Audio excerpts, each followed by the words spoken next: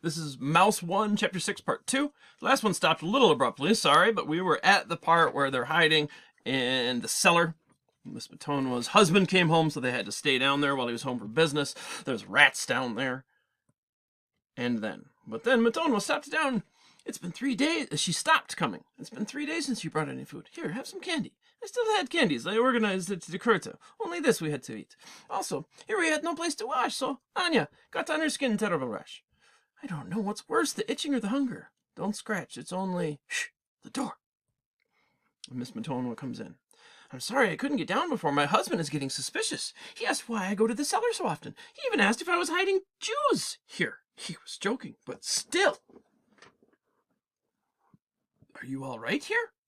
There are rats, giant rats. They're horrible. Well, you'd be better off with the rats than with the Gestapo. At least the rats won't kill you.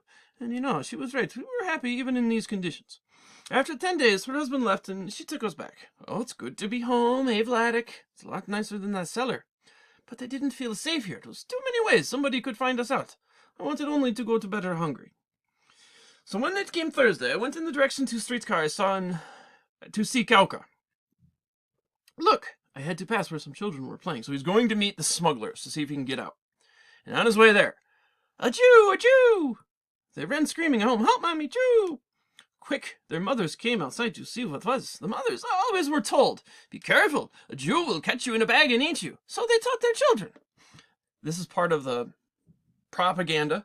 There's something called blood libel. They started horrible propaganda things in the movies and posters, and there was a book, The Priories of Zion, where they would say things like, they would use baby blood in their food. I mean, just horrible, unbelievable things.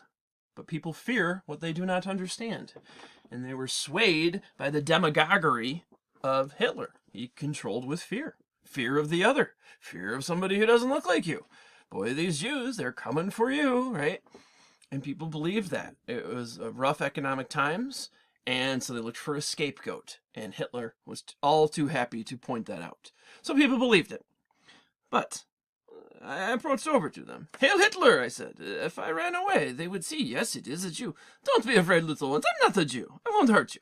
Hey, sorry, mister. You know how kids are. Hail Hitler. So I came out from this. But the experience cost me lots of hairs. When I arrived to Kauka, the 2 smugglers were there, sitting in the kitchen. Please wait in the other room. They'll see you soon. Mr. Mandelbaum. Vladek Spiegelman.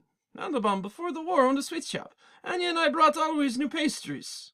There, he used to be a very rich man in Sosnowiec. This is my wife, and you know my nephew. Hello, Abraham, what are you doing here? Back when it was ghetto, Abraham was a big member of Jewish Council. We're trying to get out of Poland. To Hungary, yeah. Anya and I are trying to arrange that too. The smugglers proposed us how they would do. And at the border, our partners will take it through the mountains. Whew, very risky. We spoke Yiddish, so the Poles don't understand. So what do you think? I know Miss Kauka, but I'm not sure about these 2. Listen, I'll go first. If everything is okay, I'll write back to you. The others want to talk a little longer, but I'm ready to go now. Fine. I agreed with Mandelbaum to meet here again, and if the letter from Abraham came and it was good, we'll go. But if I ever talk to the plan to Anya, no. You're crazy. It's too dangerous. But if we hear from Abraham, we're safe here. Forget about Hungary. But what do we do if the Gestapo comes to search for illegal goods? What if neighbors notice us through the kitchen window? I'm not going. What if her husband finds out about us? Even the baby could let something slip. This war could last 4 or 5 years. We don't know where the money will run out. Oh, please. In Hungary, we would be free to walk the streets again like human beings. I've always taken care of you, trust me. Oh, I'm scared. Don't do it, Mr. Spiegelman. It's just not safe. You don't know anything about these smugglers. It's like talking to a wall. We won't go unless we hear through that our friend got through. Abraham, I had awful nightmares about your trip. Please stay with me. Wait, where are you going now? To visit my cousin and see where he's hiding. If we do go to Hungary, he may be better off here with you. Milos, he helped me in Struzula. That was the shoe factory. He says Milos is really a fine fellow. He wasn't the schemer like his other ones. Milos was good. He helped him at the shoe factory. Maybe now, if he needed, I could help him. The janitor in the house Milos owned. She hid now him and his family, but oh boy, what a situation. His was worse than I could imagine. I went to the janitor by trolley. Hello, I'm Milosh's cousin. Yes, he told me you might come. I have some company upstairs. I can't take you to Milosh until they leave. Gentlemen, this is my cousin, Vladek, she lies. Hey, cuz, have a drink. So we talked, and they believed that I am her cousin. We're almost out of vodka. Bring some more, Minka. Oh, there isn't any. Bah! She's hiding her vodka. Yeah, just like she's hiding Jews in her yard. The janitor and I froze our blood from fear. If you don't put another bottle on the table right away, we'll tell the Gestapo about the Jews you're keeping. Relax, fellows. Here's a few marks, Minka. Run downtown to get another bottle from our friends. Hey, that a boy. 15 minutes, she came with the bottle and they were happy. You see, your cousin knows how to entertain guests. Here's to your health. We drank and drank. Near midnight, finally they went home. I think it's safe to go down. Are you carrying food for Milosh? No, I fed them earlier. This is just trash. The conditions, how Milosh was living, you couldn't believe. I always bring garbage so the neighbors don't get suspicious. Psst, Milosh, your cousin's here. In each courtyard was a very deep hole to throw all the garbage in, and inside the garbage hole, here, separated a tiny space, maybe 5 or 6 feet. Vladek, I'm glad to see you. You can see the, not lines of motion here, but the stench. He says, oh my God, I looked down only for a second, but in there was living Milosh, his wife, and their 3-year-old boy. How can you live there? You must be freezing. We have no choice. At least our bunker's underground, and the decomposing garbage, it gives some heat. But people know you're there. I told him my story, with these poles upstairs. Well, what can we do? Listen, Anya and I may be going to Hungary. I explained our hiding place was not perfect, but better than his. I'll come again when I have more news, but it's very late now. I must be getting home. And I was lucky. Nobody made me any questions going back to Siopens. A few days after, I came again to the smugglers, and Mandelbaum was also there. Look, Vladek, my nephew is safe. They brought me a letter from him. It was in Yiddish, and it was signed really by Abraham. So we agreed right away to go. But Anya just couldn't want to let go. Vladek, please call it off. It's all arranged. I've even given them half their money. No, it's some kind of trick. Be reasonable. I saw Abraham's letter with my own eyes. What did it say? It said, dear aunt and uncle, everything is wonderful here. I am safely arrived. I'm free and happy. Don't lose a minute. Join me as soon as you can, your loving nephew Abraham. Oh, I don't know. We leave the day after tomorrow for the Katowice train station, and finally I convince her. So I went one more time over to Milosh, to his garbage bunker, and directed him he must go to Siopens and hide. And you know, Milosh and his wife and boy, they all survived themselves the whole war, sitting there with Matona. So again, stepping away, had Vladek. We've all got this guilt. Art certainly has ethereal guilt for all kinds of stuff. But Anya, too. Remember, she had the opportunity to hide Rishu, and it ended up the boy that she would have hidden with came out safe. They declined then. They did it later. Rishu did not come out. Here's an example where Vladek made a choice. Had he stayed, they likely would have come out fine. Instead, he makes this choice to try to get smuggled, and of course we all know he's headed towards Auschwitz. But for Anya and I, it was waiting a different destiny. We came with no problem by trolley car to meeting point with the Mandelbaums and smugglers. Everything is arranged here. Here are your tickets. Do you have the rest of the payment? Yes, of course, here. Well, where are you going? Where's your partner going? He's phoning ahead to let the men know who will pick you up at the border. He'll join us on the train, don't worry. But of course, we're worried. So all of us together started our journey. We traveled less than an hour till we came to Bielsko-Biala. Here I used to have my factory, and here the smugglers disappeared. It was big commotion. Gestapo came on every side. Judenrass! In Katowice, it was only to them that the smuggler phoned. Here they are! They marched us through the city of Bielsko. We passed the factory that I once owned. Boy, talk about irony, right? We passed the market where always we bought to eat, and passed even the street where we used to live. And we came to the prison, and there they put us. I had a small bag to travel. When they registered me, they looked at everything. What's this, shoe polish? Yeah, I like to keep myself neat. With a spoon, he took out little by little all the polish. Well, a gold watch. You Jews always have gold. Wrapped in foil, I kept it hidden there. It was my last treasure. It was this watch I got from father-in-law when I first married to Anya. Well, never mind. They took it and threw me with Mandelbaum into a cell. Wait a minute. Whatever happened to Abraham? Who? Mandelbaum's nephew. Oh, yes. He finished the same as us at the concentration camp. But I thought, yeah, I'll tell you about how it was with him, but now I'm telling you here in the prison.